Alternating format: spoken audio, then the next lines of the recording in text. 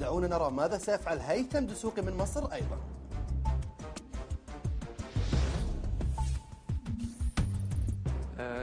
المشروع بتاعي اسمه تاتش ستيكر. المشروع ده عبارة عن ستيكر بتلزقه تحت أي سطح بيحوله من الناحية التانية تاتش. الفكرة في المشروع إن كل الأجسام ليها نسبة توصيلية كهربية، يعني كل الأجسام بتوصل الكهرباء، الخشب بيوصل الكهرباء والمعادن بتوصل الكهرباء، بس نسبة التوصيلية بتختلف من جسم لجسم.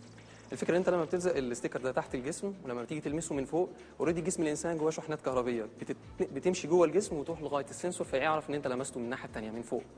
هي دي فكرة المشروع. المشروع ليه تطبيقات كتيرة جدا. ان انت ممكن تحول الخشب تاتش، ممكن تحول الرخام تاتش، ممكن تحول الهدوم تاتش، وليها استخدامات عديده، يعني ليها استخدامات عديده. زي مثلا الخشب لو جينا مثلا في السرير ولا حاجه، لو انا في السرير ممكن ان انا بدل ما ادوس على زرار واقفل النور لما اجي انام، لا انا المس الخشب في مكان معين لازم من وراه الاستيكر وراسم الناحيه الثانيه صوره اللمبه، اجي المس الخشب الاقي اللمبه قفلت. خلينا نقول بكره بدك تفوت على المشغل وتطبق تمام اختراعك او فكرتك، شو بدك تعمل؟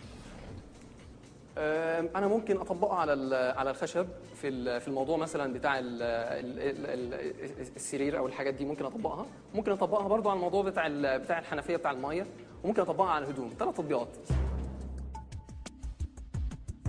هيثم عرض ابتكاره وترك لجنة التحكيم لتلمس فعالية الابتكار.